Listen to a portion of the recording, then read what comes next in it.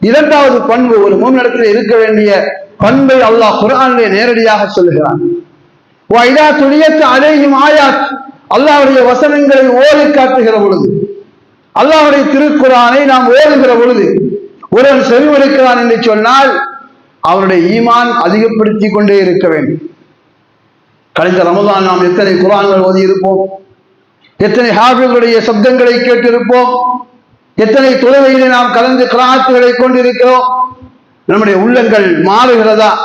நம்முடைய உள்ளத்திலே, நம்முடைய வாழ்க்கையில் ஏதாவது சேஞ்ச் ஏற்படுகிறதா என்பதை நாம் ஒவ்வொருவர்களும் பார்க்க வேண்டும். அப்ப குர்ஆன் ஓத ஓத என்ன செய்கிறது? ஈமான் அதிகப்படுகிறது. மொபைலிலே சார்ஜ் ஏற்ற வேண்டும் என்று சொன்னால் அந்த 28வது நாளைக்கு முன்னாடியே நாம் தயாராகி விடுகிறோம். என் மொபைலிலே சார்ஜ் தீர்ந்து விடுகிறது, அதற்கான எத்தனை காசு வேண்டுமானாலும் போட்டு அதை சார்ஜ் ஆக்கி விடுகிறோம். இப்படி துனியாவுடைய காரியத்திலே நாம் கண்ணும் கருத்துமாக இருக்கக்கூடிய நாம், நம்மிடத்தில் இருக்கக்கூடிய அல்லாஹ் தந்திருக்கக்கூடிய அந்த ஈமான், அல்லாஹ் நம்முடைய உள்ளத்திலே கல்விலே ஃபிட் செய்திருக்கக்கூடிய அந்த ஈமான் குறைகிறதா கூடி இருக்கிறதா என்பதை நாம் பார்ப்பதில்லை. மாதத்துக்கு 2 முறை கூட சில நபர்கள் சுகர் செக் செய்ய வேண்டும். ஏன்னா நான் மூத்தாகி விடுவேன், நோயாளி ஆகி விடுவேன் என்று உலகத்தில் அவன் பயப்படுகிறான். அதற்காக இரவு முழுக்க உண்ணாமல் தின்னாமல் என்ன செய்கிறான்? காலையிலே எழுந்து வெறும் பசியோடு செல்லுகிறான். எனக்கு சுகரை பார்க்க வேண்டும். அதே நேரத்திலே நம்முடைய ஈமானை நாம் பரிசோதனை செய்திருக்கின்றோமா?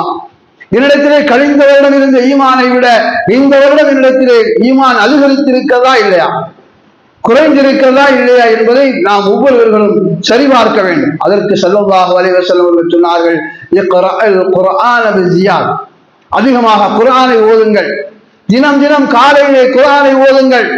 ஒவ்வொரு தொழுகைக்கு பின்னாலும் 2 வசனங்களையாவது ஓதி வாருங்கள். அந்த வசனங்கள் வயஸ்ஜாது ஈமானுக்கும், குறைவாக இருக்கக்கூடிய உங்களுடைய ஈமானை அதிகப்படுத்தும் என்று ஸல்லல்லாஹு அலைஹி வஸல்லம் சொல்லுகிறார்கள்.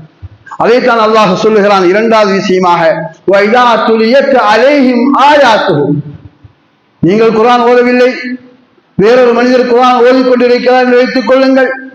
அதை நீங்கள் செவிமடுத்தால் போதும், அமைதியாக இருந்து அந்த குர்ஆனுடைய வசனங்களை கேட்டால் போதும், நிச்சயமாக ஈமான் அதிகப்படுத்துவான் அல்லாஹ் ஜல்ல சுப்ஹானஹு வ தஆலா.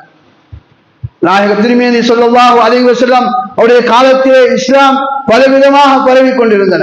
அதில் ஒரு விஷயம்தான், அபூஜஹலுடைய பார்ட்டிகளிடத்திலே அபூஜஹல் சொல்லி வைக்கின்றான், எங்கு வேண்டுமானாலும் செல்லுங்கள், மஸ்ஜித் நபவிக்கு பக்கத்திலே சென்று விடாதீர்கள். அங்கே எப்போதாவது 2 பேராவது குறைந்தது இறை இல்லத்திலே உட்கார்ந்து குர்ஆனை ஓதிக்கொண்டிருப்பார்கள் என்று அபூஜஹலுக்கு தெரியும். சொல்லுகின்றான், லா தம்சி கரீபல் மஸ்ஜித் நபவி, நபவிக்கு பக்கத்திலே சென்று விடக்கூடாது. காரணம் என்ன? அவன் பயப்படுகிறான், தன்னிடத்திலே இருக்கக்கூடிய பட்டாளங்கள், தன்னை சுற்றியுள்ளாக இருக்கக்கூடிய குஃப்ரியத்தான அந்த மக்கள் முஹம்மதின் வலையிலே சிக்கிவிடக்கூடாது. அதிலே சிக்கக்கூடிய அத்தனை மனிதர்களும் எதன் மூலமாக திருக்குர்ஆனை கேட்டார்கள், படித்தார்கள் என்பதற்காக. நாம் இன்றைக்கு நம்ம சரித்திரத்திலே பார்த்து கொண்டிருக்கிறோம். அமெரிக்காவா இருந்தாலும் சரி, ரஷ்யாவாக இருந்தாலும் சரி, எந்த இடத்திலே நாம் பார்க்கின்ற பொழுது குர்ஆனிலே ஏதாவது தவறை கண்டுபிடிக்க வேண்டும், குர்ஆனிலே ஏதாவது மிஸ்டேக்கள் வருகிறதா என்று பார்க்க வேண்டும் என்பதற்காக எடுத்து ஓதிய யூதர்கள் அல்லாஹ் ஜல்ல சுப்ஹானஹு வ தஆலா வயக்கல்லிப குலூபஹும், அவருடைய கல்வை அப்படியே மாற்றி விடுகிறான். உமர் இப்னு கத்தாப் ரலியல்லாஹு அவருடைய வரலாறு நமக்கு நன்றாக தெரியும். அதிகமாக கேட்டிருக்கிறோம். எப்படிப்பட்ட உமர்? கால உமர் பி ஜமான், ஒரு காலத்தில் உமர் சொன்னார், அலமா யஜில் இஸ்லாம் ஹத்தா யஜி பைத்துல் ஹிமார். உமர் சொன்ன வார்த்தை என்ன தெரியுமா? என் வீட்டிலே இருக்கக்கூடிய கழுதை, எனக்கு சுமைகளை தூக்கி கொண்டு வரக்கூடிய கழுதை இஸ்லாத்திற்கு வந்தால் கூட நான் இஸ்லாத்திற்கு வரமாட்டேன் என்று உமர் சொல்லுகின்றார். அந்த உமருடைய நிலை என்ன ஆனது? எப்படி அல்லாஹ் தஆலா உமரை மாற்றினான்? உமருடைய உள்ளத்தில் அல்லாஹ் தஆலா ஈமானை எப்படி கொண்டு சேர்த்தான்? வரலாறுகளை படிக்க வேண்டும் சகோதரர்களே.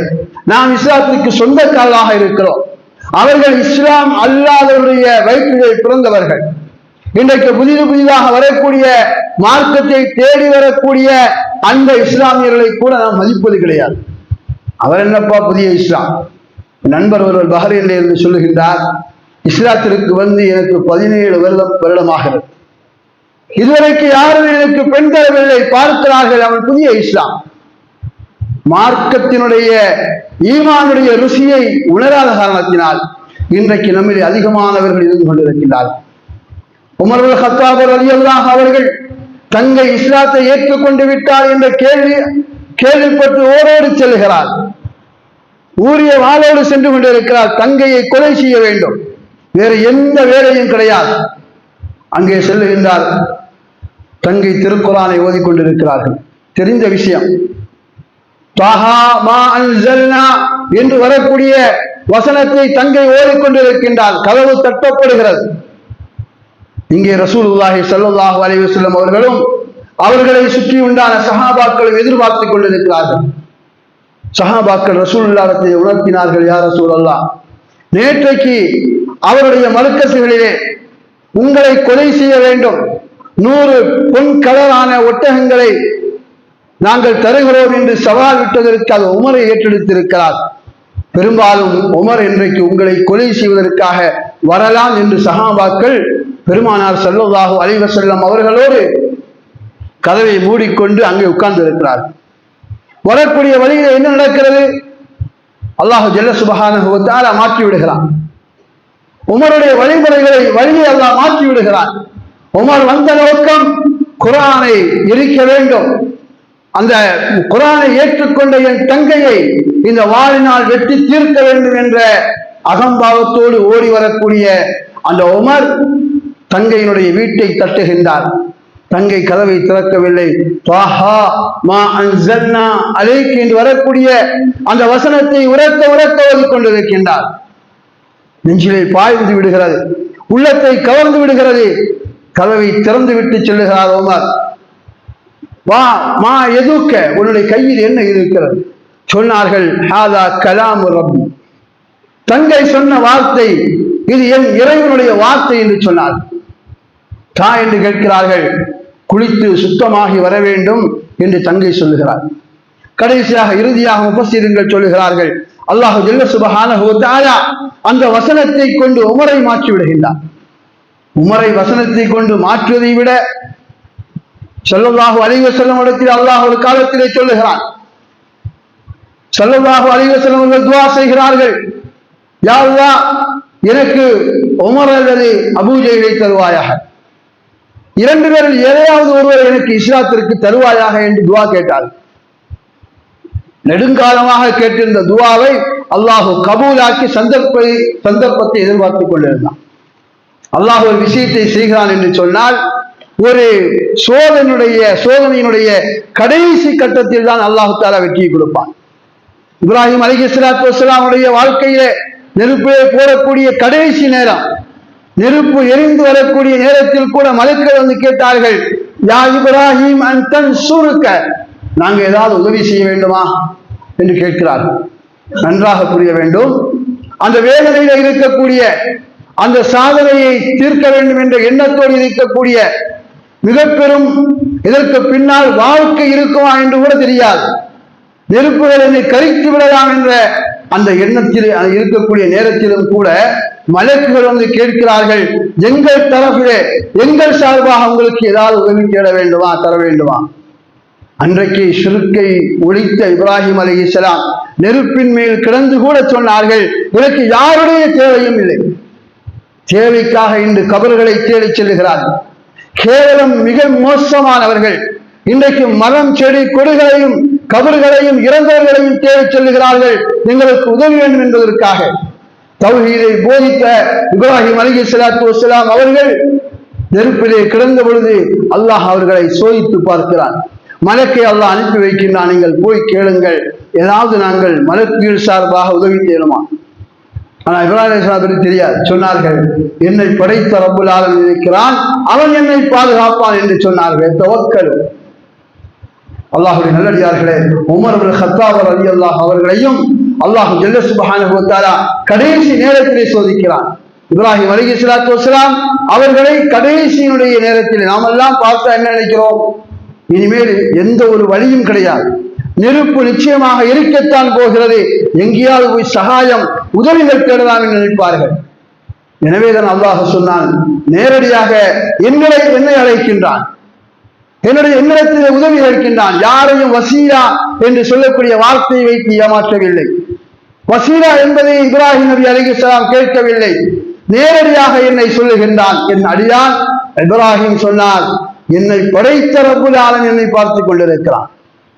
என்னதான் முசீபத்துகளும் கஷ்டங்களும் நோய் நொடிகள் வந்தாலும் கூட வகுல்லுஹு மினல்லாஹ், எல்லாமே அல்லாஹ்விடத்தில் தான் வந்திருக்கிறது என்ற எண்ணம் நமக்கு வர வேண்டும். உமர் இப்னு கத்தாப் ரலியல்லாஹு அவர்களை அல்லாஹ் ஜல்ல சுப்ஹானஹு வ தஆலா எப்பொழுது ஏற்றுக்கொள்கிறான்? அவர் இஸ்லாத்தை பற்றி அதிகமாக எதிர்ப்பு செய்து கொண்டிருக்கக்கூடிய நேரத்தில் மக்கள் எல்லாம் நினைக்கிறார்கள், இனி உமரை வைத்து இஸ்லாம் அழிந்து விடுமோ என்று அபாயமாக பார்க்கக்கூடிய அந்த நேரத்தில் தான் அல்லாஹு தஆலா உமர் இப்னு கத்தாப் ரலியல்லாஹு அவர்களை இஸ்லாத்துக்கு கொண்டு வருகிறார். ஏன் அபூ ஜஹலை கொண்டு வரவில்லை? ரசூலுல்லாஹ் கேட்ட துஆவிலே ரெண்டுமே இருக்கிறது. அல்லாஹ் ஏன் உமரை தேர்ந்தெடுத்தான்? வகால முஃபஸ்ஸிரீன்கள் சொல்லுகிறார்கள், உமர் எதிராக இருந்த பொழுது கூட நான் முகம்மதுடைய தலையை கொய்து கொண்டு வருகிறேன் என்று சபையிலே சொன்ன வாக்கை அவன் அப்படியே பின்பற்றிக் கொண்டிருந்தார். சில பேர்களிடத்திலே ஈமான் இருக்காது, காஃபிரிடத்திலே சொன்ன சொல் அவருக்கு நியாயமாக இருக்கும், அதிலே மாற மாட்டார்கள். உமர் ரசூலுல்லாஹி ஸல்லல்லாஹு அலைஹி வஸல்லம் அவர்களை எப்பொழுது பார்த்தாலும் முறைத்து பார்த்து கொண்டு செல்லுவார். அவர் வீரத்தோடு செல்லுவார். அபூ ஜஹல் என்ன செய்வான்? குஃபார்களுடைய அந்த கூட்டத்திலே வருகிற பொழுது, நானும் முகமது எதிர்க்கிறேன், நானும் முகமதுடைய தலையை கொண்டு வருகிறேன் என்றெல்லாம் அடாவடியாக பேசுவார். ஆனால் பாதையிலே போகிற பொழுது, ரசூலை காணுகிற பொழுது கோழையாகி விடுவான். ரசூலை பார்த்து ஒரு பிடித்த ஒரு சிரித்து விடுவான். அந்த இடத்திலே அவன் பயந்து விடுகிறான், தைரியம் கிடையாது. ஆனா உமரை அல்லாஹ் தஆலா நிறுத்தி பார்க்கிறான். அபூ ஜஹல் சிறந்தவனா உமர் சிறந்தவனா என்று அல்லாஹ் தஆலா வீரமுள்ள, ஏன்னா இஸ்லாத்தை பாதுகாக்க வேண்டுமா இல்லையா, அதற்காக உமரை அல்லாஹ் தஆலா தேர்ந்தெடுத்தான் என்று முஃபஸ்ஸிரீன்கள் சொல்லுகிறார்கள். அதை நான் சொல்ல வரக்கூடிய என்னவென்று சொன்னால், வைதா துலியத் அலைஹிம் ஆயாத்துஹு வஸாரத்துஹு ஈமானா, தங்கை குர்ஆன் ஓத ஓத ஓத உமருடைய உள்ளத்திலே அது அப்படியே உருகிக் கொண்டே இருக்கின்றது. அல்லாஹ் சுப்ஹானஹு வ தஆலா மேக்ஸிமம் அதிகமான மக்களை குர்ஆனின் மூலமாகவே கொண்டு வந்திருக்கின்றான்.